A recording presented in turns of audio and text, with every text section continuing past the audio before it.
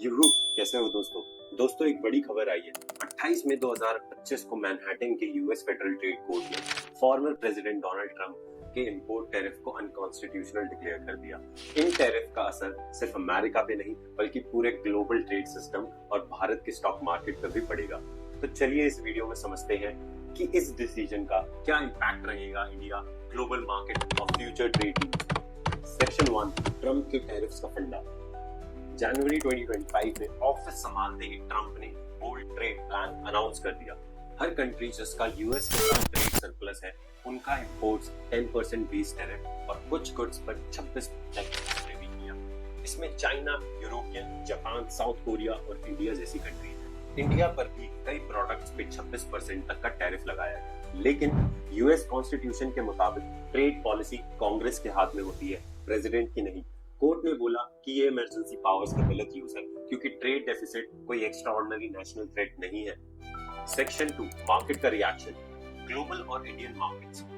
जैसे ही कोर्ट का डिसीजन आया, ईस्ट एशियन मार्केट्स जैसे जापान का निके और कोरिया का कॉस्ट 2% तक ऊपर गया। कमोडिटीज और ऑयल के प्राइसेस भी थोड़े बढ़े। इंडिया में सेंसेक्स ने 500 पॉइंट का जंप मारा। आईटी स्टॉक्स जैसे इंफोसिस, विप्रो में 3-3.5% गेन देखने को मिला। दोस्तों ये रैली ज्यादा दिन की है या नहीं ये पता लगेगा क्योंकि एफआईआईज डीआईज अभी भी बाइंग कर रहे हैं, लेकिन काफी लोग प्रॉफिट बुकिंग में लगे हुए हैं। क्या ये रिएक्शन लॉजिकल है? एनालिस्ट कहते हैं क्योंकि इंडिया पर इन टैरिफ्स का इम्पैक्ट लिमिटेड ही है।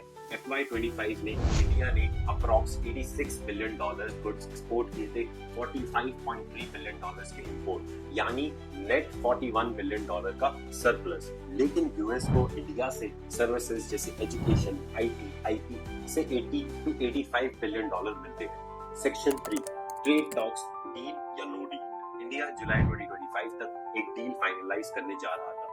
ट्रंप की प्रेशर टैक्टिक्स खत्म हो चुकी है, जिसमें एग्रीकल्चर, ऑटोस और डिजिटल ट्रेड जैसे सेंसिटिव सेक्टर्स को ओपन अप करने जा रहा था। लेकिन अब कोर्ट ने ट्रंप के टैरिफ्स को इलीगल बताया है, तो इंडियन एक्सपर्ट्स कह रहे हैं रुक जाओ।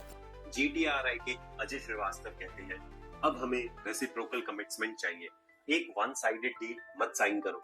और मेरा मानना है we will see a bullishness in India in upcoming weeks because USD INR is going to get stable. All the indicators which are used by institutional investors say a bullish move. Also, India's inflation has eased up to the 2019 levels and FYI and DIIs have been bulk buying nowadays. Still in finance world, सबको cautious रहना जरूरी है। Conclusion, क्या होगा आगे? तो दोस्तों ये अभी के लिए बहुत पॉजिटिव न्यूज है। Market finally sigh of relief ले रही है। इंडिया का इमीडिएट इम्पैक्ट लिमिटेड था, लेकिन अब हमारे पास मौका है नेगोशिएट करने का स्मार्टली। वन साइडेड डील से कुछ नहीं होगा और प्रॉपर लीगल डॉक्यूमेंट्स के साथ रेसिप्रोकल अग्रीमेंट बनवाना पड़ेगा। ग्लोबल ट्रेड अभी भी टर्बुलेंट जोन में है, बट वो रिकवर कर जाएगा अगर ट्रंप सुप्रीम कोर्ट में नहीं जाते एंड अपील नहीं फाइल करते। बट इवन दो, जैसे मैंने पहले बताया, ट्रंप अगर सुप्रीम कोर्ट में भी अपील करेंगे वो वहां पे भी ऑन द कॉन्स्टिट्यूशनल ग्राउंड्स हार जाएंगे। अगर आपको ये वीडियो इन्फॉर्मेटिव लगा तो लाइक और सब्सक्राइब जरूर करिएगा, बेल आइकन दबाना मत भूलिएगा ताकि आपको मिलती रहे ऐसी ग्लोबल इकोनॉमिक अपडेट्स सबसे पहले। और कमेंट में जरूर बताएं आपके हिसाब से ये रूलिंग इंडिया यूएस ट्रेड के रिलेशंस को कैसे बदल सकता है। तो दोस्तों मिलते हैं नेक्स्ट वीडियो में, नेक्स्ट एपिसोड में। तब तक थैंक यू एंड जय हिंद।